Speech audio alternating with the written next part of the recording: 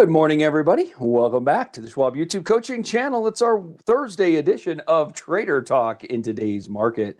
I'm your host, Kevin Horner. I'm joining you from a lovely Denver, Colorado today, running solo for all of you, but I am joined by my friend Barb Armstrong here in the chat. So please take a minute and say hey to Barb. She's an excellent coach. One of all of you, of course, formerly a frequent attendee of our education channel and live events, and then chose to become a coach based on her experiences. What a wonderful way to spell out what we're all about here, obviously, educating our viewers on the channel. So please take a minute, say hey to Barb there. She'll keep an eye on all of the questions that I'm unable to get to. As you know, I do try to bring your comments and questions into the discussion. You are welcome to post in there for the duration of the show. We'll go about 45 minutes in total. Now, if you're not already doing so, we would both appreciate a follow on X. I'm available there, Kevin Horner CS, and Barb, of course, is Barb Armstrong CS. You're going to get some charts from us. At least that's my main focus. Barb is also very positive in nature, so you're going to get some uplifting posts and commentary from Barb, some excellent reminders about the mentality of a trader, the things that are so important to keeping us level-headed and on the straight and narrow, if you will, as traders. You know, it's a difficult process, but we want to remind you of those key components as we work through all of this with all of you. So take a moment, follow us there, and make sure you're, of course, subscribed to the Schwab YouTube channel known as Trader Talks. Let's cover our disclosures, everybody, and then we'll get into the discussion today for all of you. So please remember that our conversation here is only informational and educational. We do not make recommendations. We do not make endorsements for a specific approach or strategy to trading the market. We will, however, discuss technical analysis as we review charts here for the broader indices and some individual sectors and individual equities in the market today. As we do that, we're really just focusing on the concepts of technical analysis, concepts that traders might choose to employ in their own process. By no means are these concepts encouraged to be traded or utilized, of course, but we do want to provide you a little bit of understanding of what they are doing for the traders who are relying on them. The last note we want to make as it relates to technical analysis is simply not to base your decisions exclusively off technicals. The thought process here is pretty simple. We think that decision-making is multi-layered, multi-tiered, and that means you need to incorporate a multitude of concepts as you are working through your decision-making process. All right, and then as far as our agenda is concerned, it's more of the same, everybody. Top-down approach. We're going to work our way through the major indices, hit up some sectors that have been moving around. We obviously had some big maneuvers yesterday, and we're going to try and get a better understanding of what's happening in those individual spaces. Of course, the major indices, a big part of us understanding the new trend in the market, but we'll work our way through some sectors and some individual equities as well. So let's jump to the S&P 500. Take a look at what yesterday left us with here. So yesterday we did have this very large red candle. Now, the good news is that while we traded below the 20-day intraday, bulls did step in and picked up some positions here, basically pushed the S&P back above the 20-day moving average. Now, for many traders, that close above the 20-day means that we did not get a sell signal for them. And they'll point to the last close below the 20-day and say, look, anytime we've been below the 20-day, which has been limited in nature, infrequent since April, as we can see, they're going to say, hey, we've still have a bullish bias. And the truth of the matter is they're not wrong. We continue to make higher lows along the way. If yesterday's low is a new low, well, then that's higher than the last new low we had, right? And we do have horizontal support down there at around 6,200. And I think a lot of traders, whether you're bullish or bearish, might be eyeballing that 6,200 ledge because it does provide an area of short-term support that we have tested a couple of times. And the question obviously remains, are we looking at a deeper pullback than what we have seen recently, or are we simply getting more of the same? Well, the seasonality can play into this a little bit. Surely September is a choppy month historically. Moving into October, October is not always a fantastic look at things either, certainly not the first couple of weeks. So if we're talking about it from a seasonality standpoint, you can see that the market feels a little bit tired at these elevated levels. And I say that because look at that RSI. We've definitely got a bearish divergence with that last high in price. And many of you have heard us state in this particular segment that reminding us what RSI means. It doesn't mean a breakdown. It doesn't mean reversal. It may just imply pullback. And we could easily manage a pullback that would make either a higher low at a 50-day moving average right here in pink, or even that 6,200 level that I called out for you here at what could be matching lows. And matching lows are fine. It's the lower lows we don't like to see. That first lower low, if it leads to a lower high, well, then we have the work towards a potential breakdown or a potential short-term pullback, short-term downtrend. Want to address, I see a bunch of names in the chat, but a couple of you I did bump into in Chicago. Definitely good to see you all here in the chat today. Some very familiar names in this chat. I see Carol and Ricebird and Dragon Rider and Will, Mr. Kevin, and of course Myron, who I did see in Chicago. It's great to see all of you guys here. Really glad y'all made it. And again, I'll just reiterate, if you have an opportunity to come to one of those sessions, live events that we've got coming up for you, everybody, we'd love to see you out there. Of course, I know they are filling up fast, so make sure you've got that live events calendar set so you can check in on it periodically when our registrations release and you're able to make it to one of those events. Okay, so yeah, not a lot of shift just yet. We're going to see how today goes, really, as it relates to today's action to help us out. If yesterday is a good low, everybody, the very first thing we need to do is trade above yesterday's high. Yesterday's high is 64.08. And so if we're looking for the continuation of the short-term uptrend that's been working, 64.08 and above on a closing basis is going to be very important, everybody. So please make note of that. I think that that's going to be, for short-termers, a bit of a heads up. And needless to say, I hope if you've been attending these sessions frequently, then you know, as important as the high of yesterday is, now that also means that yesterday's low becomes important, because trades through yesterday's low could surely spell some momentum-based moves or selling possibly down to the 50-day. I'll remind you all, percentage-wise, these are not substantial moves. We are not looking at huge drawdowns. A pullback from the peak that we just made to the 50-day moving average would be about, according to that line, about 3 1/3%, everybody. I would like to think, as traders, we could manage a few 3 1/3% pullbacks in the midst of these longer range uptrends. So hopefully that's what we get. But as I state quite frequently here, let's not work with the idea that we're going to absolutely find support where I want it to be. I need to evaluate the levels below and make sure that I can sustain my investments and my long positions to a comfortable level if we break further than my expectations. So always have those levels set.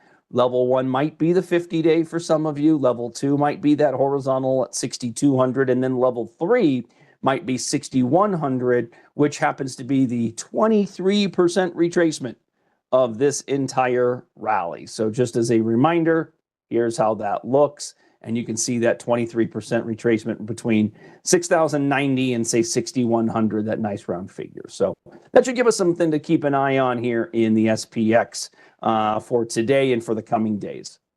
Now, we did have a little bit more of a breakdown here in the NASDAQ 100 yesterday. As you can see, we did talk about the Fibonacci levels here as well yesterday with Brent. What I want to call out here is the candle once more, nice and hammer-like, indicating that We, of course, did have that shift in sentiment, and yet we're below the 20-day moving average. Now, the group here, the NASDAQ 100, has been a bit more of leadership for us, but tech really took it on the chin yesterday, really did have a bit more of a negative day. Now, here it looks a little bit more evident that our low yesterday could be considered a support test. If I were to zoom in a little here, we'll see that that low, I'm going to make that a line. Actually, I'm just going to duplicate this line. That'll make it easy.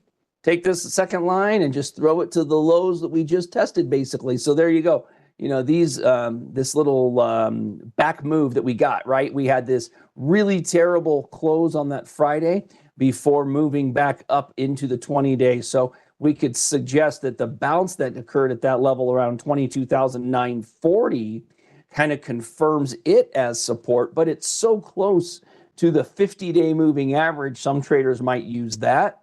And then you note that it's so close thereafter to the next ledge of horizontal support, which has been tested a few different times, right? We basically held it as support through here as we consolidated for about 2 weeks before really continuing our trend. And then when we did the breakdown move on that day of the 1st, Friday, August 1st, we had that terribly low open that came at essentially horizontal support. Now, that horizontal support today would mean that we would break the 50-day moving average at one point if we were to test it.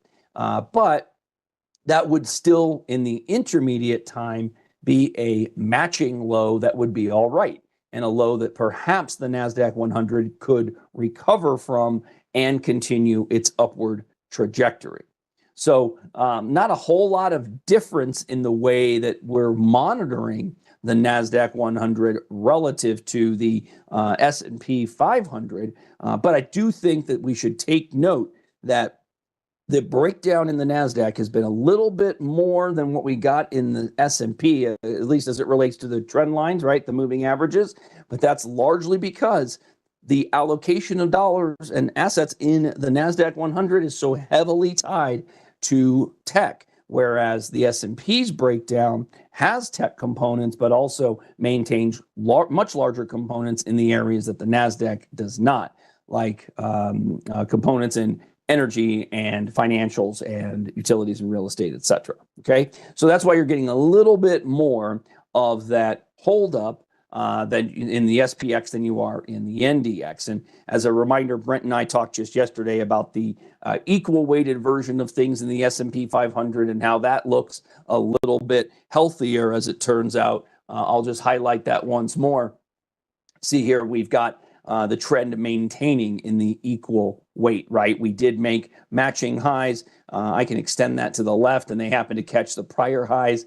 Now we're dabbling right at the potential for breaking out. And in fact, some traders would say the fact that we've maintained this ledge over the last week kind of validates the opportunity, but we're still waiting for that breakout in the equal weight. But note, if you're an RSI trader, you can't ignore the downsloping RSI as we've managed to run to resistance yet, which might suggest for the trader that there's an absolute need to allow this to break out before believing in a breakout, meaning don't step in front of the breakout. Don't try to be the first one through the door in such a scenario.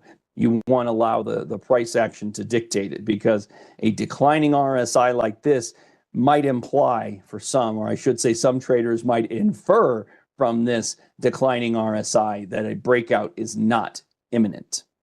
Did see that we have a survey opportunity there in chat, everybody. Thank you, Barb, for just keeping an eye on that. And everybody, we absolutely appreciate your feedback. It's important to me. I recently learned of some details about my presentation process that I need to improve upon, and I'm absolutely taking all of that feedback to heart. One of my jobs is to become a better presenter along the way. Your feedback helps me do that. Your insights as to what you're looking for from our individual segments also help us out quite a bit. So please take just a minute. If you click that link, it'll open in a browser window next to this one, and then you can set it aside until the end of the class, and then you can give a score. You can leave your comments. If you take a moment to leave any comments, first and foremost, know those come directly to us as coaches, but if you're taking the time to let me know your thoughts, I'm going to take the time to read them. So I appreciate your insights, everybody. Okay, let's move off of this. Let's check out what's happening with our small caps. Small caps have been a bit of a leader for us. And again, yesterday, that sentiment shift, we're not going to take a whole lot of negatives from, because we once more had a nice tail at the bounce on the 20-day moving average. For a lot of traders, this is just considered standardized pullback in the midst of a nice uptrend. Notice how the 50-day moving average in pink continues to provide support. Doesn't mean we have to hold the 20 up here, or even test the 50 down here. We'll see what happens at the 20, but the fact remains we do have the nice uptrend still working, holding the 20-day. That's been a little more porous than the 50-day has been. The 50-day has been a bit more consistent, and so if your time frame was such that we wanted to stick with the intermediate window, specifically that 50-day moving average, well, you've only had really one big test, and that was, again, back on August 1st with that very weak open that got bought up quite nicely. So let's focus on that and focus on, as often, the moving average that is being respected by the index, in this case, the small caps. If there's a shift to that, it'll be notable. But for now, that 50-day residing beneath us could easily be support, but so could the 20-day. So we'll need to see how we digest some of the potential news this week. We, of course, will be getting a little bit of additional commentary out of the Fed here. So we should be hearing more detail. And of course, the market wants to parse every single bit of that detail. Yesterday, we did get the July meeting release on the Fed minutes. And there were some concerns expressed about the labor market and inflation. I'm sure many of you are feeling the inflation conversation, maybe not here in the market, but certainly in our own pocketbooks as we move into the groceries. I'm certainly feeling the pinch there as well. It makes a big difference when you're consistently going to the store and noting those changes in the end cost. But the reminder that I'd like to leave you with as it relates to that is that the market and the economy are not the same thing, and remind us that what we feel in our pocketbooks doesn't necessarily define what's happening in the market. And the last takeaway is never forget the market's action right now is not basing itself on what is occurring right now, but rather the expectations of what will be occurring over the next 6 to 9 and possibly 12 months. Remember, the market is a forward-looking animal, and we are always digesting this stuff live and in the moment, but forecasting as we move forward. So that's why things like guidance from these companies can weigh more heavily in importance than, say, the most recent report. You might hear, oh, we did wonderful in this quarter, we beat expectations, and the market says, that's great. Tell us about your expectations for next quarter. Are they where they should be? Are you expecting less than what you normally would?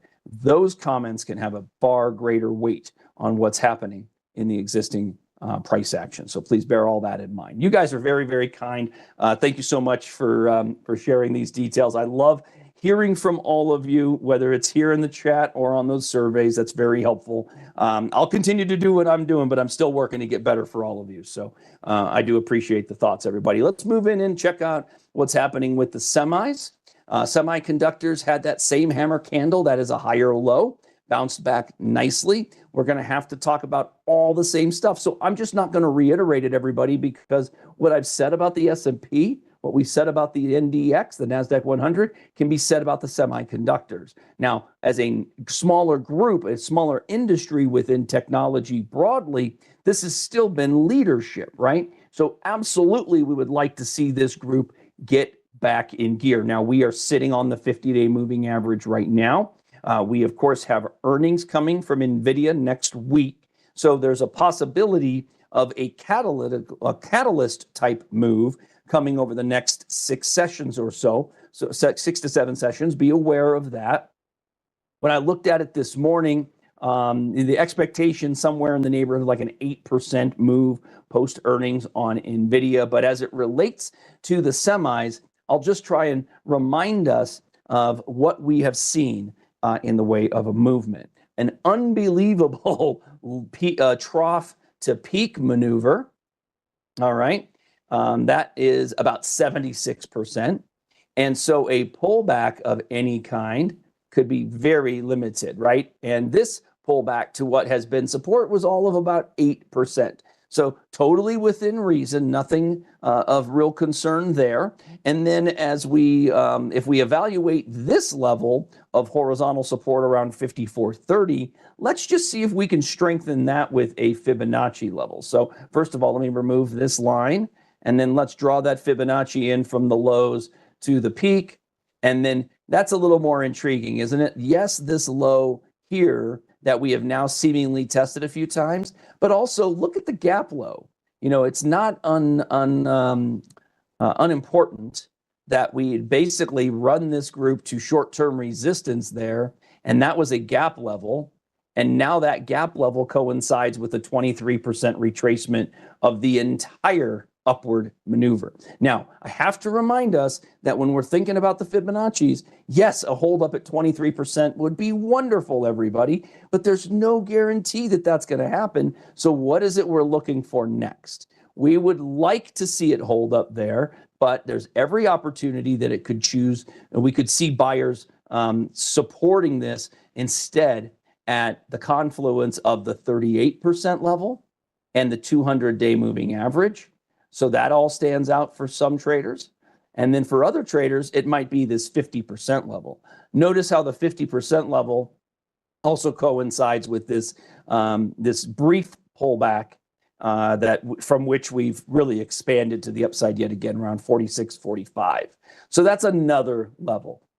So all we're doing is just level setting, giving us an understanding where stops could be layered, where exit strategies could be employed, and more importantly, layers of price action where we as traders want to take action. So the most important thing is not evaluating the priced action properly necessarily, but rather managing our individual trades and positions so that we are fully comfortable along the way. And I think that's as important, if not the most important aspect, everybody, when we do that. So keep that in mind, please, because I think that invariably we traders, we tend to be a little too optimistic, okay? And especially when we've gone through a cycle of extreme optimism and have continued to push up higher, it can be very hard to go against that. It can be very easy to simply believe that what's been happening is going to continue to happen. And while I think a lot of you are wanting to take that approach, please prepare for the instance that it doesn't hold so that you are comfortable if things change. Right? That's a good question, Kay. I don't have specifics on gap fill percentages, but let me just state the importance of gaps. Many of you know, as we speak to this periodically in a class like this one, we will talk about the importance of gaps. It's not that gaps always fill, it's that they become areas of importance for so many traders. Because they offer us insight to when the sentiment has shifted a little bit, right? If we go back and look, I clear this drawing set out to make this chart a little cleaner. I mean, let's just go back to June here, right? Obviously, for so many traders, when we moved through what was a very brief pausing resistance zone right here, this was a bit of a heads up, right? This looked like a breakaway move. And if we were to simply look at it like so, back against the prior 9 months, as we peel away, yeah, we can see we've got resistance up here, but really these candles can be quite instructive in the moment, right? Big green candle to the upside, RSI breaking into and over the 70 line. These are the indications that are, my friend Ben Watson would suggest for all of us, perhaps those footprints of the footprints in the butter, he likes to say, of developing impressive trend, a developing improving trend. Stocks moving, groups moving to new highs in the short run, new highs that take out prior highs. Those are not bearish considerations. And in the case of the stocks generally, as we did move through that short-term band of resistance, creating a gap, well, the fact that we've created that gap, it's not the gap itself. It's just what the gap may imply for us, right? Because after we took that gap, everybody, we have only seen higher lows, right? One right there, one right there. And now we're waiting to see if we have more in the way of higher lows, or do we get a change to the trade plan, right? To something that is shifted. And right now, we'd say nothing is shifted just yet, but we have to be on alert for a potential shift, right? So we're going to do just that. We're going to stay alert. I hope that's the approach that so many of us are considering here. All right, let's see what else we've got to consider. One other change, something that has recently been brought to my attention that I try to peek in on periodically, not all the time, of course, but I'm going to bring up, let's see here. Let's go back to, I'm going to bring up the transports, and I'm actually going to chart a group setup that I've built for myself here. Here we go. So it's the Dow theory look at things, everybody. And all we're doing here is just evaluating the Dow Industrial Average on a weekly chart versus the Dow Transportation Average on a weekly chart. And what we're looking for is consistency in these two. So the Dow theory simply states that we are looking for the Dow Industrials and the Dow Transports to be moving in concert with one another. Unfortunately, at this moment, we can't say that that's what we have. We definitively have the Dow Industrials moving into another band of resistance here, everyone. But by no means does that tell us that we can't break through. It just says it's an important level. All-time highs right around 45,200 here. We would like to see these, if the Dow Industrials break out, we would like to see the transports break out. What stands out on this chart to me, everyone, is this trend line that was support for the transports that got broken and then became now resistance. So textbook technical analysis 101 stuff, everybody. An uptrend broken, that's what we got. Well, the uptrend line that was support now appears to be resistance. Now, that doesn't mean that we can't fix this, but in the meantime, the things that stand out to me are like this, kind of like, oh, downtrending, right? That stands out. So lower high versus this low here, or this high here, excuse me.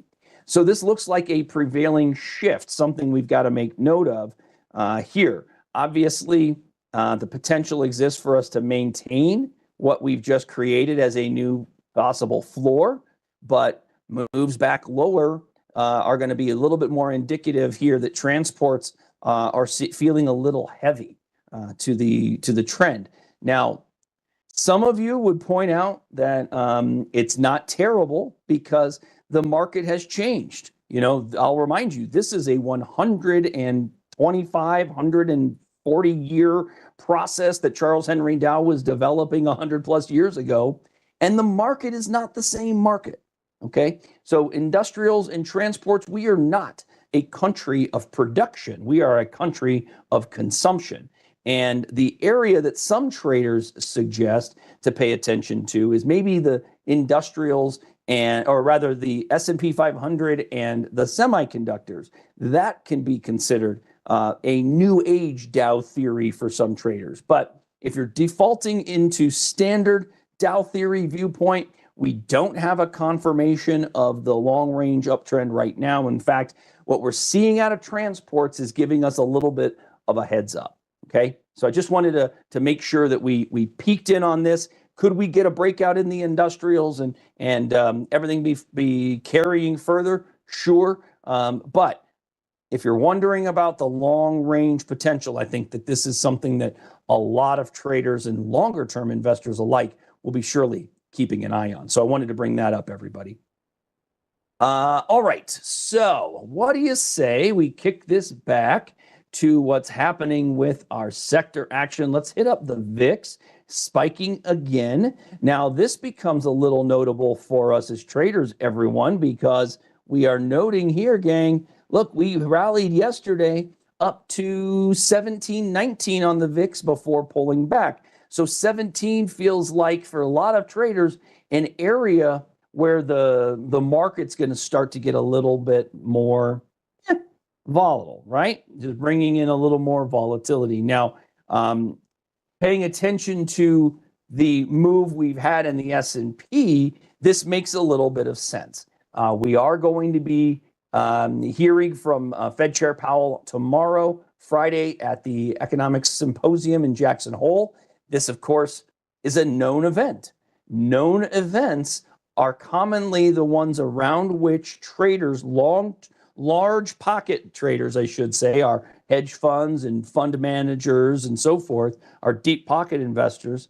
Those are the instances when they will choose to employ S&P puts. They don't necessarily want to unload market share, right? But they want to protect gains in the midst of that. So what do? They'll go ahead and employ long S&P put options in advance of that known event. And it's, again, important to recognize the reasoning behind that. The known event is what makes it a necessity. Many of these institutions won't protect against unforeseen events because that becomes very costly. So please, everyone, pay attention to that. The climbing VIX just tells us that traders are working to hedge themselves a little bit. But let's see how we act. If we start to witness the VIX climbing further above that 1720 approximation, we're going to get a little bit more selling as it relates to the S&P in all likelihood. So we got to pay attention to that. Today's selling overall does feel a little bit more broad-based here because the majority of these sectors are off, a little bit more of a continuation move. Definitely not a surprise to see the VIX spiking here a little bit. All right, what do you say we talk about some of these stocks in the news? We did mention NVIDIA earlier. I'll bring NVIDIA's chart up. I actually talked about this a little earlier on the Schwab network, that separate but affiliated company owned by the Charles Schwab Media Corp. The interesting move with NVIDIA, of course, is what we're seeing out of yesterday's candle. Another beautiful hammer candle, but hammer implication being that we found support at the low around 168. We do have the rising 50-day moving average. Did try to trade through the high of yesterday. Today already got pushed back a little bit. We could make note of the fact that RSI down below is not moving yet to the upside. It still has that downward trajectory at the moment, letting us know that the short-term trends are a little bit more bearish in nature. We'll see if that shifts. Obviously, it's going to require price action to turn in order to really give that RSI a fish hook. But we're at a level where many traders would expect that fish hook to start. And why is that? Well, we're at that 50 zone. So as a reminder of the way that traders who are employing the RSI, the way they're going to think about this, very commonly, they'll look at, in lieu of reminding ourselves, of course, that the oversold condition comes in at the 30 level, overbought condition comes in at the 70 level. But in the midst of a strong uptrend like we've seen with NVIDIA here, many traders will look to see the retreat into the 50 line as being oversold conditions. and the potential to then participate in the consistency of this uptrend. So the fact is, we've held the 50-day moving average all the way back to May 2. It hasn't really tested it, right? I mean, the days after we captured it here, we're kind of testing it real quickly. But since we haven't kissed it yet, I mean, yesterday's low was close, but it missed it by $2.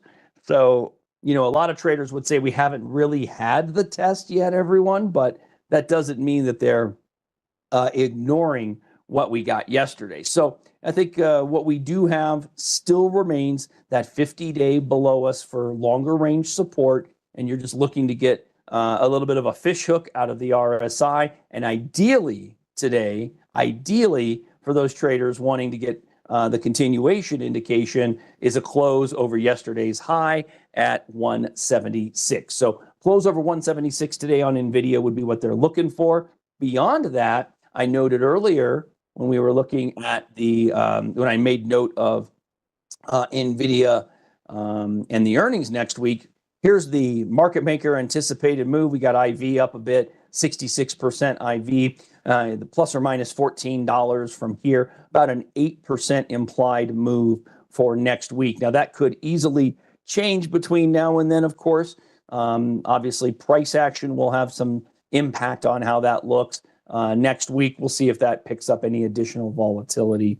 But there was a bit of news on NVIDIA today. I did note that they received an update to the price target. Yeah, it was UBS reiterating their buy rating on NVIDIA, raised their target to 205. Previous target was 175.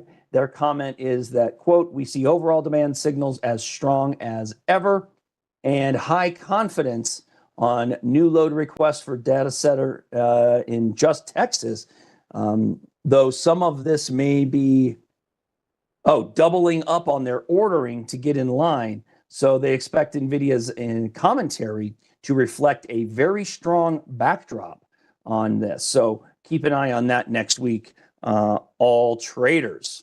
Okay, how about some other ones? I did have a downgrade today for you all on Instacart. Let's take a look at Cart. And then I want to make sure that we talk about an example trade in the portfolio that's been going on for a little bit.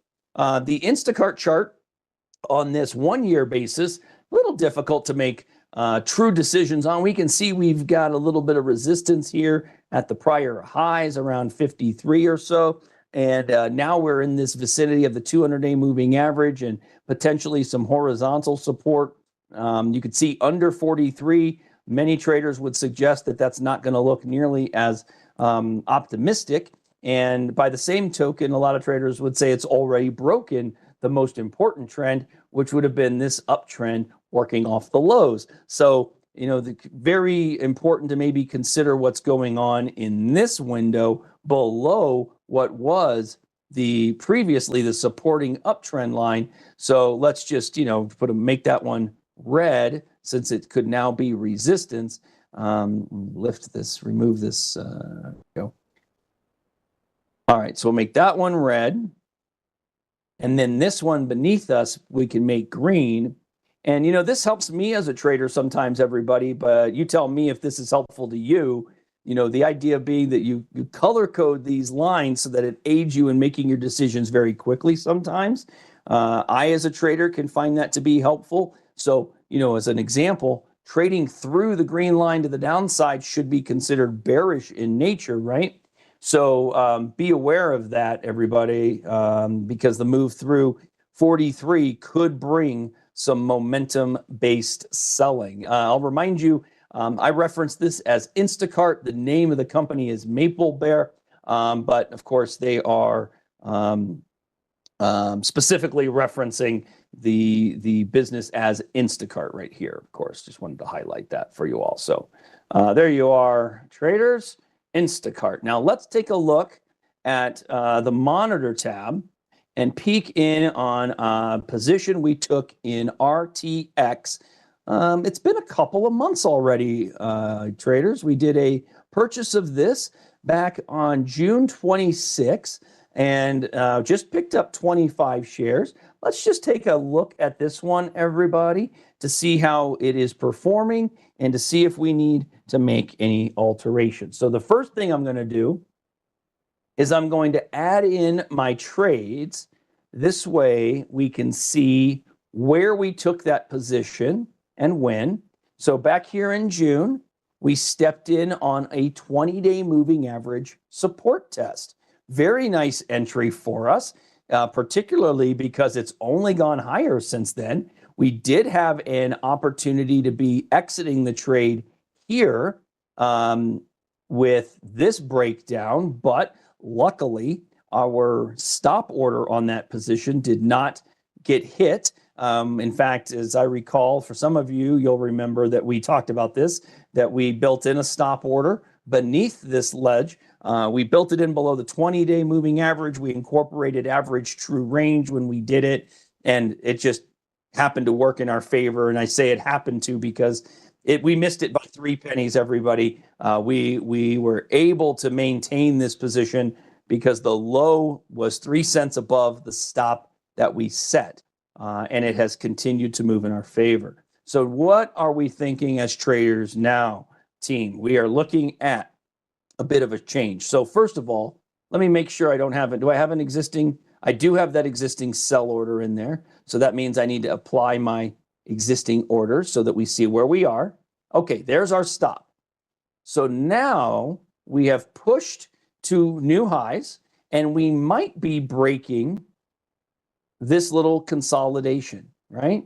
So I'm going to draw a line through here to validate what we've seen. So some traders are going to say, hey, we've made a new high or right up here, and we have pulled back appropriately. We tested support in this vicinity around 153. And some traders would say that that might be a good level to make note of. Percentage-wise, this trade is working really well. We are up, let me see here, about 10%, not too shabby.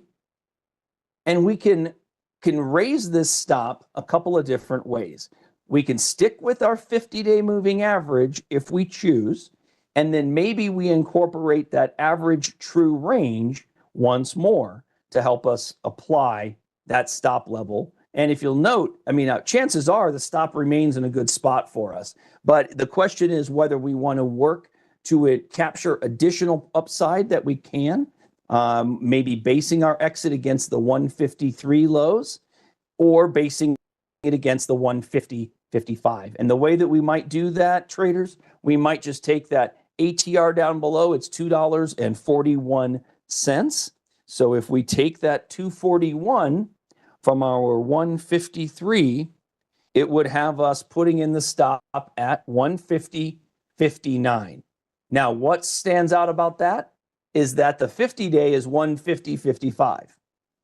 Now, I'm hopeful that many of you are going to say, that stands out to me, Kevin, because what now that means is that if we moved our stop up to 150.59, basing it on these lows and then a calculation incorporating the ATR, well, then suddenly we're putting our stop above the 50-day, meaning we're putting it at or above support. So we could actually not break the trend and still be out of the trade. So the question becomes, traders, do you want your stop below a level of support or above a level of support? And many of you would say the latter, the former, below a level of support. So with this in mind, let's go with that 150.56, and we're going to take that amount, reduce it by the ATR of $2.41, and that gives us exit at 148.15, and we're at 148.48 right now. So for a lot of traders, they're going to keep the stop where it is, and all that I can encourage you to consider is in looking at the trade, this example position in RTX right now is, would you rather be taken out based on a close by the ATR or a trade under the ATR, the ledge at 153 by the amount of the ATR, or would you rather get taken out when the position might be more likely to be in true breakdown mode. Some of you would say, Kevin, none of that matters. What matters is the fact it's moving to the upside. I want to protect as many of my profits as I can, and I might just push it up to just barely beneath those lows. And guess what? That would be fine for you too. All right? Because the reminder is that everything I'm covering, these are just ideas, just ways to think about it. Okay? And that's what I want you to take away from today. Concepts explored here are just those ideas that traders might choose to employ, but my role is to remind you that there are a lot of ways to skin a cat, and more notably, a lot of ways to trade the market and a lot of ways to go about protecting yourself. Hopefully, the conversation today for you all has been helpful. So with that, I will thank our friend Barb. I want to reiterate, we got a survey there in the chat, everyone. Please take a minute and provide me your content there, your ideas, your insights, very helpful. I appreciate you taking the time to do so. Follow us on X, Kevin Horner CS, Barb Armstrong CS. If you liked the discussion today, please hit that thumbs up button for me as well. And we, of course, will get this reviewed for you all and into the archive shortly hereafter. So thank you so much for being here today. Much more to come from us on the Trader Talks page. I hope you all have a fantastic rest of your Thursday, everybody. I look forward to seeing you all again real soon.